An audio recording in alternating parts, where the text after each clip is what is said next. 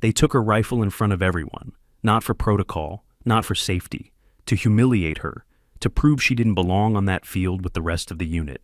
The instructor made sure everyone saw it, made sure they knew what it meant. She was being set up to fail in the most public way possible. What happened 90 seconds later would force an entire elite combat team to question everything they thought they knew about warfare. From which city in the world are you watching this video today? If you enjoy stories like this, consider subscribing. She stood there unarmed, surrounded by fully geared operators who expected her to break. The exercise began, and then she moved. The convoy arrived just before dawn, cutting through the desert heat in a column of armored vehicles that kicked up clouds of dust against the razor wire perimeter. The Joint Expeditionary Training Facility stretched across the horizon like a small fortified city, observation towers rising at every corner, concrete bunkers dotting the landscape between modular barracks and weapons depots. This was not a place for the uncertain. This was where the best came to prove they belonged among the even better. Operators began disembarking, their movements sharp and efficient, calling out to one another by call signs earned through years of deployments. Gear clanked as rifles were checked, magazines inspected, tactical vests adjusted with the kind of casual precision that only came from muscle memory. The energy was competitive, almost electric. Everyone here had something to prove, even if they pretended otherwise. Revka Ansal stepped down from the last vehicle without fanfare. She wore the same fatigues as everyone else, carried the same standard-issue rifle slung across her back. But there was something different. No patches on her shoulders, no unit insignia, no visible rank. She moved with a kind of economy that suggested nothing wasted, nothing excessive, while others traded jokes and greetings. She simply walked toward the equipment bay in silence. Eyes followed her. Whispers started almost immediately. A few operators exchanged glances, the kind that asked questions without words. Who was she? Why was she here? What clearance level brought someone with no identifiable credentials to a Tier 1 joint exercise? The questions hung in the air, unanswered, and Revka seemed entirely aware of them. She just did not care. Inside the equipment bay, fluorescent lights hummed overhead as operators claimed lockers and began the methodical process of inventorying their gear. Revka found an empty station in the far corner, away from the clusters of conversation. She laid out her rifle on the workbench, field-stripped it with practiced hands, inspected each component with focused attention. Her movements were deliberate, each gesture stripped of unnecessary motion. From across the bay, Sergeant Major Cullen Drave watched her. He was a man carved from decades of military discipline, his face weathered by sun and sand, his posture rigid even in casual observation. Decorated, respected, old guard in every sense. He had commanded men in theaters most people could not pronounce, and he had earned his authority through blood and sweat. He did not like mysteries, and Revka Ansal was a mystery he had not asked for. Lieutenant Ferris Kyle stood beside him, younger, ambitious, eager to mirror whatever authority figured nearest to him. He followed Drave's gaze toward the woman in the corner and leaned in slightly. Who cleared her for Tier 1 exercises? Kale asked quietly. Drave did not answer. His jaw worked for a moment, then he turned and walked toward the operations center. Kale followed, glancing back once at Revka, who had not looked up from her rifle once. In the far corner of the bay, mounted discreetly near the ceiling, a small surveillance camera angled downward. Its lens was pointed directly at Revka's workstation. She noticed it as she reassembled, her rifle sliding the bolt carrier back into place with a smooth click. She looked up at the camera, held its mechanical gaze for a long moment. Then she looked away and continued her work. The operations center was all business. Large monitors displayed satellite imagery of the training zones, real-time weather data, topographical overlays. A dozen personnel moved between stations, preparing for the exercise that would begin in less than 2 hours. Drave entered with Kale at his heels and moved directly to the main briefing theater, where the unit would soon assemble. 30 operators gathered in tiered seating, the room filling with the low hum of conversation and the occasional burst of laughter. These were people who trusted each other, or trusted the process that had brought them all here. Drave stepped to the podium at the front, and the room fell silent almost instantly. Operation Redstone, he began, his voice carrying the weight of command. Multi-phase combat simulation. Designed to test decision-making under suppressive fire, urban breach tactics, and sustained engagement against a coordinated enemy force, this exercise would push them harder than most live deployments. JSOC evaluators would be watching remotely, he explained, and performance metrics would influence future deployment eligibility. This was not just training, this was sorting. His eyes swept the room, landing briefly on Revka, who sat alone in the back row. She did not slouch, she did not fidget, she simply sat, hands folded in her lap, watching him with an expression that gave nothing away. For those unfamiliar with joint protocols, Drave continued, his tone sharpening slightly. This is a qualified operator's only environment. If you are here, you have earned it. If you cannot keep pace, he paused, and the pause was pointed. We will know. A few heads turned toward Revka. She did not react. Her face remained calm, almost neutral, but there was something in the stillness of her posture that suggested she had heard every word and calculated its intent. The briefing continued for another 20 minutes. Objectives were outlined, threat assessments were presented, rules of engagement were clarified. When it ended, the operators filed out in groups, most of them already forming fire teams, comparing gear, speculating about who would perform best under pressure. Revka walked alone down the corridor outside the briefing room. Two operators, Ilska and Torben, passed her going the opposite direction. Ilska was tall, sharp-featured, quick with opinions. Torben was broader, quieter, but no less skeptical. Diversity hire or political favor, Ilska said, her voice low but loud enough. She did not bother looking back. Either way, Torben replied, she will not last past phase 1. Revka kept walking. Her expression did not change. She turned a corner and disappeared from view. The barracks assigned to her was sparse, a metal frame bed, a footlocker, a single window overlooking the training yard. She set her pack down and began unpacking with the same methodical care she had shown in the equipment bay. Everything had a place. Everything was accounted for.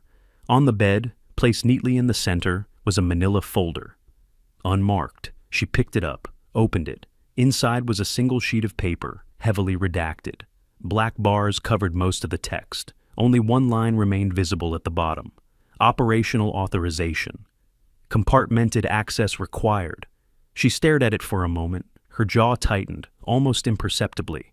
Then she closed the folder, set it aside, and continued unpacking as if nothing had happened. The training yard at midday was a stretch of packed earth surrounded by low concrete buildings and chain-link fencing. Heat shimmered off the ground in visible waves.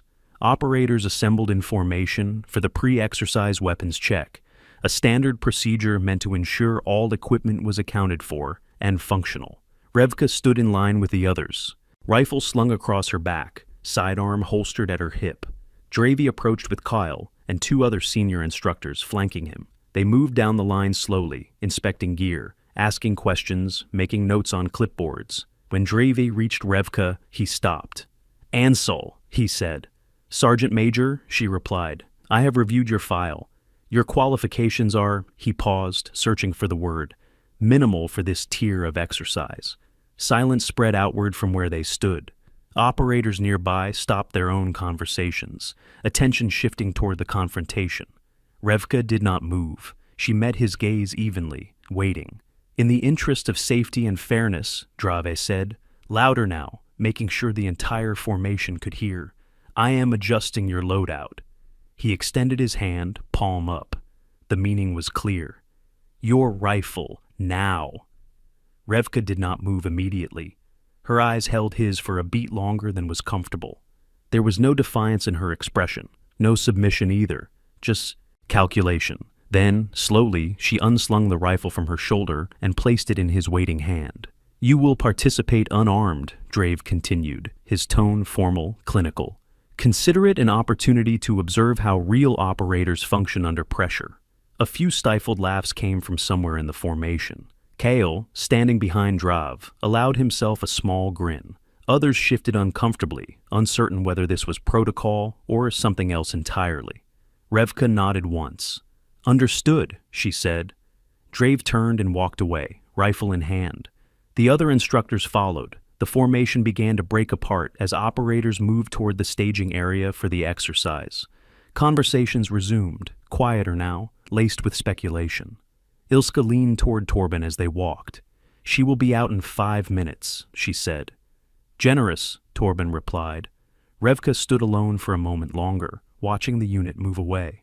She adjusted her gloves, checked her watch. Her face was stone. Then she followed. In the control room overlooking the simulation zones, a JSOC observer sat at a monitoring station, surrounded by screens displaying live feeds from cameras positioned throughout the training area. He was older, weathered, with the kind of stillness that came from years of watching operations unfold from a distance. His name was Colonel Idris Hosk, though no one in the room had been introduced to him yet. He leaned forward slightly, watching one particular screen. It showed Revka walking across the yard toward the staging area, unarmed, alone. Hask keyed his radio. "Confirm Ansel is participating." Drave's voice came back after a moment. "Affirmative. Unarmed." A long pause. Hask's face darkened. His hand hovered over the transmit button. Then he released it without speaking. He sat back in his chair, eyes still on the monitor. "Christ," he muttered to himself. He did not stop the exercise. The urban warfare simulation zone was a sprawling network of concrete structures designed to mimic a hostile village. Narrow alleys twisted between buildings. Blind corners opened onto kill zones. Rooftops provided vantage points that could turn into death traps in seconds. It was a place built to punish mistakes. The unit split into fire teams. Revka was assigned to Kyle's squad, 4 operators including him, all fully armed. Kyle gave her a brief glance as they assembled. "Standard sweep," he said to his team. "Ansel, stay back. Do not interfere." She nodded. No argument, no protest. The exercise began with the sharp crack of simulated gunfire echoing off concrete walls. Blanks and laser designators filled the air with noise and light. Impact sensors embedded in tactical vests would register hits, lighting up red to indicate elimination. OP-4, the opposing force played by base instructors dressed in black, engaged from rooftops and windows with coordinated aggression. Kale's team advanced down a main corridor, weapons up, moving with practiced fluidity. Revka followed at a distance, observing, saying nothing. The tempo increased. OP-4 fire intensified. Torben, moving on the left flank, caught a burst from an upper window. His vest lit up red. He swore, stepped out of the engagement zone. Kale cursed under his breath and pushed the team forward harder. Ilska attempted to flank right, slipping into a side alley. She made it 3 steps before OP-4 caught her in a crossfire. Her vest flared red. She shook her head, frustration visible, and moved to the sideline. Kale and the last operator, Maddox, were now isolated in the center of the zone. AP-4 began closing in from multiple directions. Kale keyed his radio. "Where the hell is Ansel?" he barked. No answer. Revka had already moved, not forward, around. She slipped into a narrow side passage that most operators would have dismissed as a dead end. She moved quickly, silently, using shadow and angles to stay invisible. Within seconds, she was behind the OP-4 line. An OP-4 instructor crouched on a rooftop, scanning for targets below. A shadow moved behind him. Before he could turn, Revka was there. Her hands moved with surgical precision. Wrist control, leverage. His rifle was stripped from his grip in under 2 seconds. She tapped his shoulder with the barrel of his own weapon. His vest went red. She dropped the rifle and moved. Below, in the courtyard, Kyle and Maddox were pinned. OP-4 advanced from 2 directions, coordinated, overwhelming. Then, suddenly, OP-4 vests began lighting up. 1, 2, 3, rapid succession. Kyle spun around, weapon raised. Revka emerged from behind the eliminated OP-4 instructors, hands empty, no weapon in sight. 3 instructors lay on the ground, disarmed, their vests glowing red. Kyle stared. "You are clear," Revka said calmly. Then she walked past him without waiting for a response. In the control room, Drave stood at the main console, watching multiple feeds simultaneously. His face was tight, confused. "How many O4 are down in Sector 3? He asked. The technician checked the system. 7, sir. All within 90 seconds. Drave leaned closer. "Who?" The technician hesitated, then checked again. "Ansel." Drave's hands gripped the edge of the console. He stared at the screen showing Revka moving through the simulation zone, Unarmed, untouched, efficient. His jaw worked silently. "Initiate Phase 2, he said, his voice barely controlled. "Now." "Sir," the observer's voice came over the comms. "That is ahead of schedule." "I said now," Drave snapped. The announcement echoed across the training zone through mounted loudspeakers. Phase 2 commencing. All units regroup and prepare for secondary objective. Revka, walking alone through the smoke and dust, heard the announcement. She did not react. She simply checked her watch and kept moving. If you have ever witnessed someone being underestimated, share your thoughts below. And if this story resonates with you, consider subscribing for more. Like it. Phase 2 was not supposed to begin for another 40 minutes. The unit had barely regrouped from Phase 1 when the loudspeakers crackled to life with new orders. Operators exchanged confused glances, checking gear that had not yet been fully reset. This was not protocol. Something had changed. In the control room, Drave stood rigid at the main console, his knuckles white against the edge of the metal surface. The technician beside him hesitated before speaking. "Sir, OP4 is still repositioning from Phase 1. If we initiate now, they will not be at full strength." "Double the OP4, Drave said, his voice clipped. "No restrictions." The observer's voice came through the comms, cautious. "That is outside protocol, Sergeant Major."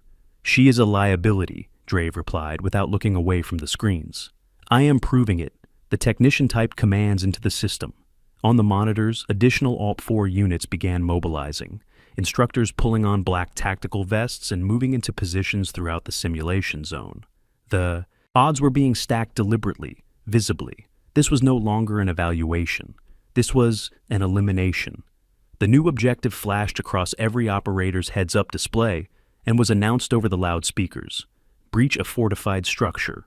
Neutralize high-value targets inside. Time limit, 8 minutes. OP4 resistance would be significant. Kale gathered his scattered team, frustration evident in the tight set of his shoulders. Maddox rejoined him, breathing hard. Ilska and Torben, eliminated in Phase 1, stood on the sidelines watching. Other fire teams formed up around the zone, coordinating entry points, planning suppressive fire. Revka stood alone near the edge of the staging area. She watched the building in question, a 3-story concrete structure with narrow windows and a single reinforced door at ground level. Her eyes tracked the roofline, the sight angles, the blind spots. She was still unarmed. That had not changed. The exercise resumed with a burst of coordinated gunfire. OP4 opened up from elevated positions, suppressive fire cutting across the open ground between the staging area and the target building. Operators pushed forward in pairs, using cover, returning fire, trying to establish a foothold. Maddox went down within the first minute, his vest lighting up red as OP4 caught him in a crossfire. He swore and dropped out of the engagement. Kale pressed forward with 2 others, but the volume of fire was overwhelming. One by one, his team was being picked apart. Faris Kale took simulated rounds to the chest. His vest flared red. He stood frozen for a moment, disbelief on his face, then stepped back. Across the zone, other operators were falling just as quickly. The difficulty had been ramped beyond anything they had trained for. Revka moved while everyone else was pinned. She did not go toward the front entrance. She circled wide, staying low, using terrain and structure to break line of sight. OP4 was focused on the main assault. No one was watching the perimeter. She found a basement window on the north side of the building, partially obscured by rubble. It was narrow, reinforced with bars, but the bars had rusted at the base. She tested them with her hands, applied pressure at the weak points. One bar gave, then another. Within seconds, she had created enough space to slip through. Inside, the basement was dark, lit only by thin shafts of light from ground-level vents. Revka paused, letting her eyes adjust. Above her, she could hear movement, boots on concrete, voices coordinating positions. 6 OP4 instructors were stationed on the main floor, guarding the stairwell that led to the objective room on the 2nd level.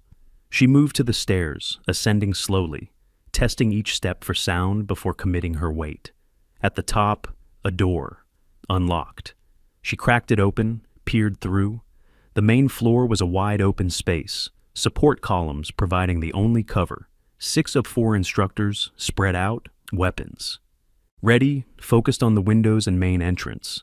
They were expecting the assault to come from outside. They were not watching the door behind them. Revka stepped through. The first instructor never heard her. She closed the distance in 3 strides, applied a rear neck restraint, controlled his descent to the floor, tapped his vest with her hand. Red. She moved before he hit the ground. The second instructor turned at the sound. Too late. Revka disarmed him with a wrist lock, stripped the rifle from his hands, used it to tap the third instructor's vest before he could raise his own weapon. Red. She discarded the rifle immediately. The fourth and fifth instructors realized something was wrong and spun toward her. Revka grabbed a nearby metal chair, threw it low. It hit the fourth instructor's shins, dropping him off balance. She closed the gap, executed a joint lock, immobilized him. Red. The fifth fired blanks in her direction. She was already moving, using a support column for cover, then coming around the opposite side. He tried to track her, failed. She disarmed him from the side, applied controlled pressure to his shoulder, forced him down. Red. The sixth instructor, positioned near the stairwell, finally got a clear line of sight. He raised his weapon. Revka grabbed a fire extinguisher mounted on the wall, pulled the pin, sprayed foam directly into his face. Blinded, he staggered. She closed, disarmed, controlled. Red. Total time, 42 seconds. She moved to the stairwell leading to the second floor objective room. 2 OP4 high-value targets were stationed inside, both armed, both expecting resistance. She entered low and fast, staying beneath their initial sightline. The first HVT fired blanks overhead. Revka rolled, came up inside his guard, executed a disarm. Red. The second HVT tried to reposition. She was already on him. Joint lock applied, weapon stripped. Red. Objective secured. In the control room, every monitor showed the same thing. OP4 vests lighting up in rapid succession. The technician stared at the screens, then checked the timestamp. Objective secured, he said quietly. Ansel confirmed. Drave said nothing. His face had gone pale. Around the room, other personnel had stopped what they were doing to watch the monitors. Revka walked calmly out of the objective room, down the stairs, past the eliminated OP4 instructors, and exited through the front door. Outside, the remaining operators were still pinned by OP4 fire from other positions. The exercise was chaos. Then the loudspeakers crackled. "Halt the exercise," Drave's voice commanded. "All units stand down." Gunfire stopped. Silence fell across the zone. Operators lowered their weapons, confused. Instructors began emerging from positions, checking their vests, talking into radios. Everyone looked around, trying to understand what had just happened. Kale approached Revka as she walked across the open ground, unarmed, untouched. His face was a mixture of anger and disbelief. "What the hell are you?" he asked. Revka did not answer. She was looking at the control tower, where the observation windows reflected the afternoon sun. She was waiting. The debriefing room was small, windowless, lit by a single overhead fluorescent fixture that buzzed faintly. A metal table. 2 chairs. Revka sat in one, hands folded in her lap. Posture relaxed. The door opened and Drava entered, Kyle behind him. The door closed with a heavy click. Drave remained standing. He placed both hands on the table, leaning forward. "You are clearly not regular infantry," he said. "No," Revka replied. "So what are you? Read the file." "I did. It is redacted. Then you know enough." Dravi's hand came down hard on the table, the sound sharp in the enclosed space. "I do not put operators at risk because someone in Washington decided to play games. You tell me what unit you are from, or this ends right now." The door opened before Revka could respond. Colonel Idris Hask stepped inside, his presence filling the small room despite his unremarkable stature. He wore no rank insignia, no identifiable markers, but authority radiated from him in a way that required no decoration. "Sergeant Major," Hask said quietly. "Out." Drave straightened, his jaw working. He looked at Hask, then at Revka, then back at Hask. For a moment, it seemed like he might argue. Then he turned and walked out. Kale followed without a word. The door closed again. Hask pulled out the second chair and sat across from Revka. He did not speak immediately, just studied her with the kind of patience that suggested he had all the time in the world. "You handled yourself well," he said finally. I did what I was trained to do, Revka replied. They do not know, do they? You did not tell them. Hask leaned back slightly. Wasn't my call. Orders were to evaluate integration potential, see if you could operate without attention. And you just took apart a Tier 1 unit unarmed in front of a room full of people who think you are a diversity checkbox. A long silence settled between them. Outside voices echoed faintly down the corridor, boots on concrete, doors opening and closing. Tomorrow's final phase, Hask said. Full unit assault. You will have your rifle back. Will they know? Revka asked. After tomorrow, Hask replied. Everyone will. He stood, moved toward the door, then paused with his hand on the handle. For what it's worth, he said without turning around, you shouldn't have had to prove anything. Revka said nothing. Hask opened the door and left. She sat alone in the empty room. Her hands, resting on the table, trembled slightly. She looked down at them, registered the tremor, then clenched them into fists. The trembling stopped. She exhaled slowly and stood. Phase 3 began at dawn. The unit assembled in full gear under a sky that was just beginning to lighten from black to deep blue. The objective was displayed on tactical monitors mounted on vehicles. Coordinated assault on a hardened compound. Highest difficulty setting, full OP4 resistance. This was the final test. Drave conducted the briefing with visible tension in his shoulders. He outlined entry points, fallback positions, rules of engagement. His voice was steady, professional, but there was an undercurrent of something else. Doubt, maybe, or shame. Revka stood in formation. An instructor approached and handed her a rifle without ceremony. No words exchanged. Just the weapon placed in her hands. She checked it methodically, loaded a magazine, chambered a round. Kale watched from a few feet away. He did not meet her eyes. The assault began with coordinated breaching charges, blowing doors simultaneously on 3 sides of the compound. Smoke poured into the structure. Operators poured in after it, moving in practice formations, clearing rooms with speed and precision. This time, Revka was fully integrated. She did not lead. She did not dominate. She operated as part of the machine, covering angles that others missed, clearing threats before they materialized, enabling the success of those around her. Ilska moved down a corridor and found herself pinned by OP4 fire from an elevated position. She ducked behind cover, unable to advance. Revka appeared beside her without a word, raised her rifle, and put 2 rounds into the OP4 instructor's vest. Red. Ilska glanced at her, nodded once, grudging respect. Torben took a calculated risk, exposing himself to draw fire while his partner flanked. It almost worked. OP4 caught him in the open. Before his vest could light up, Revka's rifle cracked twice from an angle he had not even known was covered. The OP4 instructor went down. Torben lived. Kale led the final breach into the central objective room. Revka was second through the door. They moved in perfect synchronization, her close quarters instincts complementing his tactical discipline. The room was cleared in seconds. High-value targets neutralized. Mission complete. The compound fell in record. Time, minimal casualties, maximum efficiency. In the control room, Hask stood beside Drave at the main console. Both men watched the monitors in silence as the final tallies came in. Performance metrics scrolled across screens. Every category exceeded baseline expectations. You wanted to know what she is? Hask said quietly. Yes, Drave replied. Hask pulled up a file on the central monitor. It was heavily classified, layers of security clearances stacked like walls. He entered a code. The file opened. Drave read. His face drained of color. He read the file twice as if unable to process the information the first time. She is Task Force Ember, he said, his voice hollow. Was, Hask corrected. 3 years embedded in denied access zones. No support, no resupply. Solo close target reconnaissance and direct action. Drave's hand gripped the edge of the console. The metal creaked under the pressure. 16 confirmed high-value eliminations, Hask continued, in environments where conventional units could not operate. She does not use rifles because, Drave started. Because where she worked, Hask finished, rifles got you killed. She was trained to win when everything else fails. The control room had gone silent. Other personnel pretended to focus on their screens, but everyone was listening.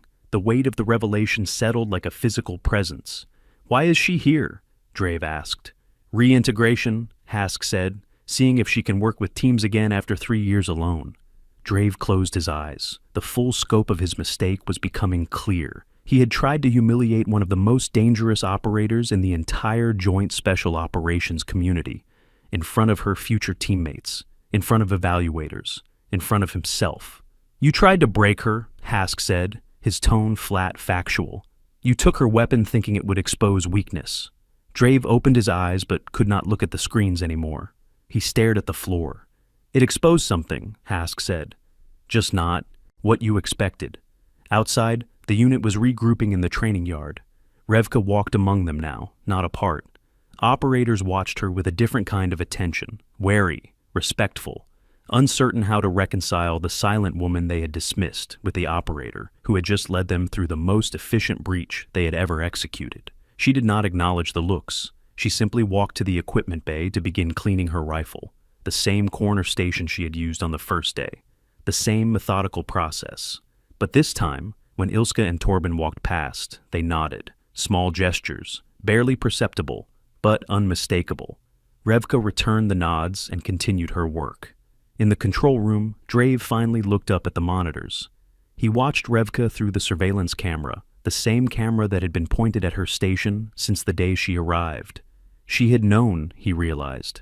She had known she was being watched from the beginning, known she was being tested, known exactly what they thought of her, and she had let it happen. Let them humiliate her. Let them stack the odds. Let them believe she was weak, because proving them wrong would require no words, only action.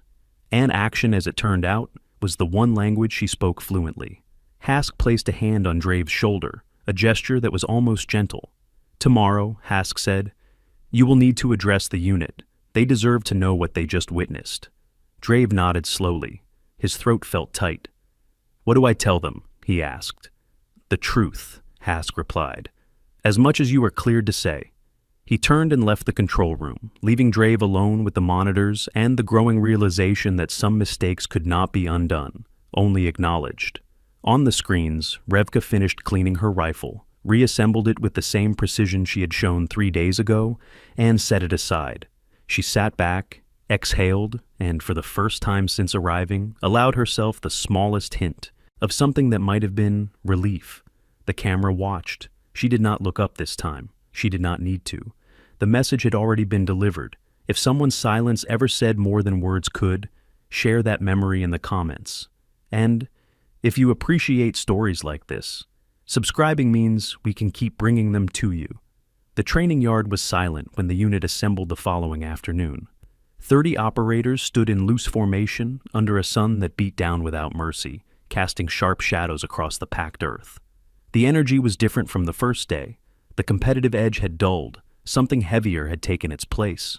Drave stood at the front, posture rigid as always, but there was a weight in his shoulders that had not been there before. Kale stood to his right, hands clasped behind his back, eyes forward. The other senior instructors flanked them, equally still. Revka stood in the formation now, not at the back, not isolated. She was among them. Operators on either side of her maintained a respectful distance, not from exclusion, but from something closer to deference. Drave cleared his throat. The sound carried across the yard. "Final phase results," he began, his voice steady but lacking its usual command. "Mission success. Lowest casualty rate we have recorded in 5 years of running this exercise." Murmurs rippled through the formation. A few operators exchanged glances, pride mixed with confusion. They knew they had performed well, but they also knew the circumstances had been anything but standard. Drave's eyes moved across the assembled operators and settled on Revka. He held her gaze for a moment. She did not look away. Operator Onsel's performance throughout this exercise was, he paused, choosing the word carefully, exceptional. The yard remained silent. Everyone was listening now. "Her background is classified," Drave continued. "What I can tell you is this. She has operational experience in environments none of us have seen. Her methods are unconventional because her mission set was unconventional." He stopped. The next words seemed to cost him something. "I made a judgment call 3 days ago. It was wrong." The admission hung in the air like smoke. No one moved. Drave stepped forward, closing the distance between himself and Revka. The formation watched. He extended his hand. "You belong here," he said quietly, but loud enough for everyone to hear. More than most. Revka looked at his hand. The moment stretched, then she reached out and shook it. Once, firm, professional, no smile, no words, just acknowledgement. Drave stepped back. The formation remained at attention, but something had shifted. The tension that had defined the last 3 days began to dissolve, replaced by a quiet understanding that did not require explanation. "Dismissed," Drave said. The formation broke. Operators began moving toward the barracks, the equipment bay, the mess hall. Conversations resumed in low tones, processing what had just occurred. Revka turned to leave, but Kyle intercepted her path. He stood there for a moment, visibly uncomfortable. Then he spoke. "I owe you an apology," he said. Revka studied him. "You owe me nothing. You led well today." Kale blinked, surprised by the response. He nodded slowly, then walked away. Revka watched him go, then continued toward the barracks alone. Inside, the space was dim and cool, a relief from the heat outside. Revka moved to her bunk and began packing her gear with the same methodical precision she had shown on arrival. Every item accounted for. Every piece of equipment returned to its designated place. The door opened, Ilska stepped inside, hesitant in a way that did not match her usual confidence. She approached slowly, stopping a few feet from the bunk. "Hey," she said. "Ilska," Revka replied without looking up. "I said some things. Before. I know, I was wrong." Revka stopped packing. She turned to face Ilska fully, giving her complete attention. "You were not wrong." "To question," Revka said. "You just asked the wrong questions." "What should I have asked?" Ilska said. "Why I was here at all." Ilska absorbed that, nodding slowly. "Would you have told me?" "No," Revka said. They both almost smiled. It was a brief moment, barely there, but it was real. "You sticking around?" Ilska asked. "No. This was an evaluation. I passed, they passed, and now. Now I go back." Revka did not elaborate. Ilska did not ask for more. She understood that some answers were not hers to receive. "Good luck out there," Ilska said. "You too." Ilska left. The door closed softly. Revka returned to her packing, folding the last of her gear into the duffel with careful hands. Evening settled over the base like a blanket, the sky turning shades of orange and purple as the sun dropped toward the horizon. Revka walked across the training yard one final time, duffel over her shoulder, rifle case in hand. The base was quieter now, most personnel inside for evening chow or debriefs. Near the control tower, Drave stood watching. Hask was beside him, arms crossed, observing in that patient way of his. "Will we see her again?" Drave asked. "Not if she is doing her job right," Hask replied. Drave nodded, understanding the implication. Operators like Revka did not exist in the light. They moved in shadows, in places where conventional forces could not reach, doing work that would never appear in official records. "She did not need this exercise," Hask said. "We did." "What do you mean?" Drave asked. "We needed to remember that the deadliest operators are not always the loudest." Drave watched Revka approach the main gate. She moved with that same economical stride, nothing wasted, nothing excessive. A lone figure carrying everything she needed and nothing she did not. She should not have had to prove herself like that, Drave said quietly. "No," Hask agreed, "but she did it anyway. And now your unit knows what real competence looks like when it is not wrapped in ego." Drave turned to look at Hask. "And what do I do with that?" "You teach them," Hask said simply. "You make sure they never forget." Revka reached the gate. The guard on duty checked her identification, then opened the barrier. She paused just beyond the threshold, turning back to look at the base one final time. The yard where she had been disarmed, the operations center where she had been doubted, the simulation zone where she had dismantled every assumption they had made about her. Her expression was unreadable. Then she turned away and walked into the gathering darkness beyond the perimeter lights. The desert stretched out in all directions, vast and empty under the emerging stars.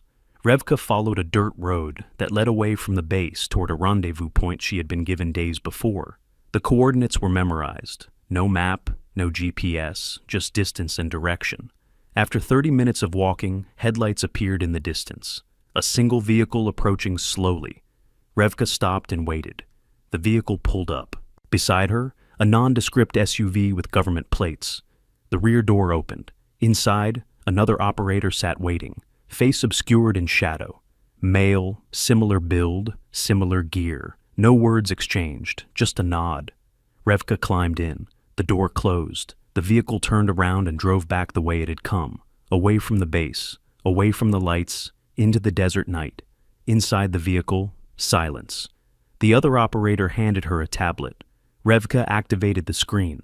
A mission brief appeared. Text minimal, details sparse, location, objective, timeline. She read it twice, committed it to memory, then powered down the tablet and handed it back. "How long?" the other operator asked. First words spoken. 3 days, Revka replied. "Maybe 4. The operator nodded. They drove in silence after that, the desert rolling past outside the windows, dark and featureless. Back at the base, the unit gathered in the mess hall for evening chow. Conversations were subdued, reflective. Operators sat in small groups, replaying the exercises in their minds, processing what they had witnessed. Kale sat with Maddox and 2 others. He pushed food around his plate without eating much. "I have been doing this for 8 years, Maddox said quietly. "I have never seen anyone move like that." Kale nodded. She made it look easy, like we were the ones in training and she was the instructor. "Do you think she was testing us?" one of the others asked.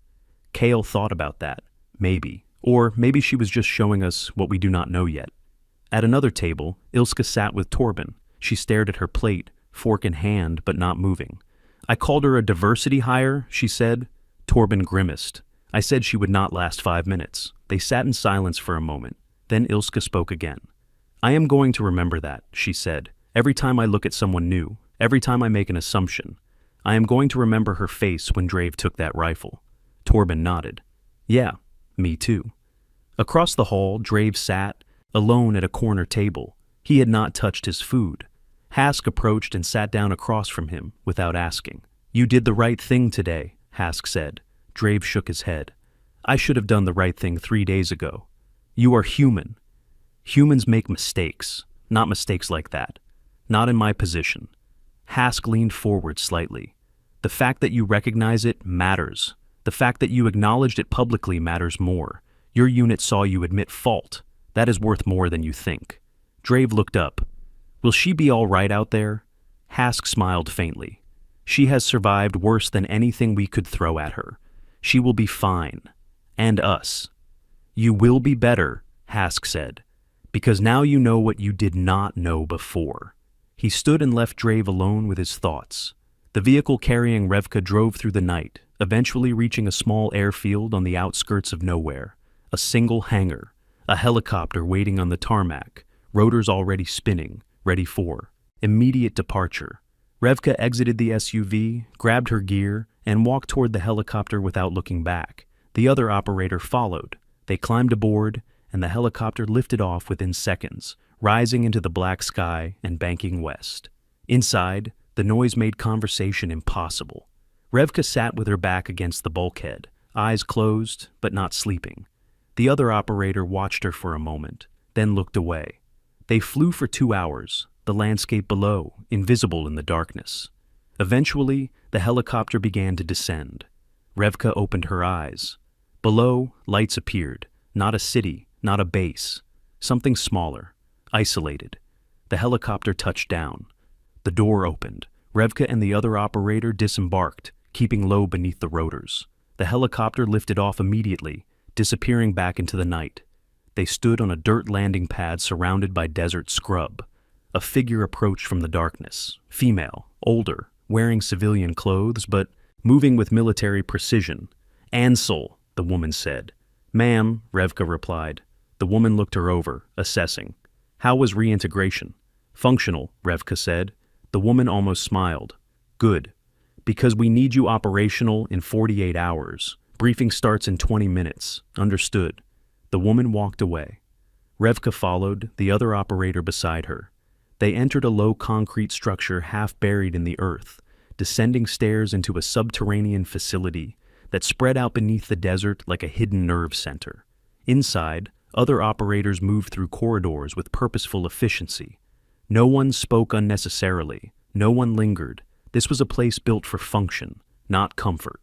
Revka was led to a small room containing a bunk, a locker, and nothing else. She set down her gear, opened the locker, and began unpacking. The same process as always, methodical, precise. On the small desk bolted to the wall, someone had left a folder. She opened it. Inside, AZ Womber commendation letter. Signed by Hosk. It acknowledged her performance during the joint exercise, noted her successful reintegration evaluation, and cleared her for return to active operations. She read it once, then placed it in the locker and closed the door. A knock on the doorframe. The other operator from the helicopter stood there. "Ready?" he asked. "Always," Revka said. They walked together down the corridor toward the briefing room where maps and satellite imagery waited, where new objectives and new dangers would be outlined, where the work that no one would ever know about would begin again. But before entering, Revka paused. She looked back down the corridor toward the stairs leading up to the surface, toward the desert, toward the base where 30 operators were sleeping tonight, with a new understanding of what it meant to belong. She thought about Drave's handshake, Ilska's apology, Kale's respect, the looks on their faces when they finally understood. Recognition was a strange thing, she thought. She had spent 3 years without it, had learned to operate without needing it, had become something more dangerous because of its absence. But having it, even briefly, even from people she would never see again, felt like coming up for air after a long dive. The other operator waited patiently. Revka turned back, nodded, and they entered the briefing room together. The door closed behind them. The mission continued. Back at the base, the night deepened. Lights dimmed in the barracks. The training yard stood empty under the stars. In the control room, a single monitor still displayed surveillance footage from the equipment bay. The same camera that had watched Revka on her first day. The feed was empty now, just an unused workstation, but the memory of what had occurred there would linger, in the minds of the operators who had witnessed it, in the lessons that would be taught because of it, in the quiet understanding that competence does not always announce itself, and strength does not always need recognition. Drave stood alone in his office, looking out the window at the dark expanse of the base. He thought about the rifle he had taken, the humiliation he had intended, the lesson he had received instead.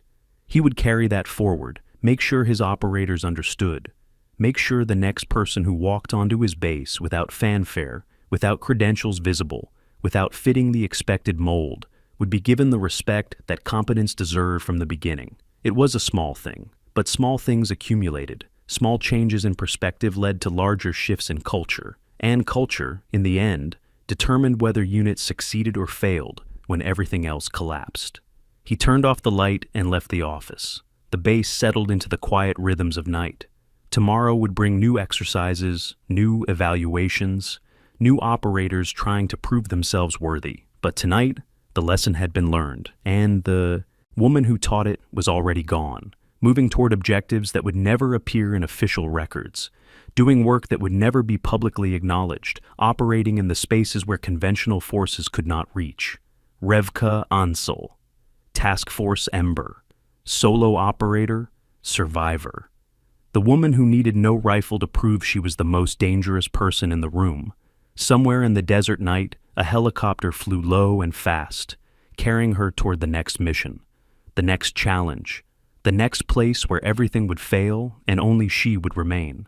And in that failure, she would find her purpose. In that solitude, her strength. In that silence, her voice. The stars turned overhead, the desert breathed, the world continued, unaware and unconcerned with the quiet guardians moving through its shadows. But those guardians knew. They carried their truth in every controlled movement, every calculated decision, every moment of discipline when chaos pressed in from all sides. They did not ask for recognition. They did not need validation. They simply were, and that was enough. If you have ever witnessed quiet strength triumph over loud doubt, share your story below. These moments matter, and sharing them helps others recognize what true competence looks like. If this resonated with you, consider subscribing so we can continue bringing you stories that honor those who serve in silence.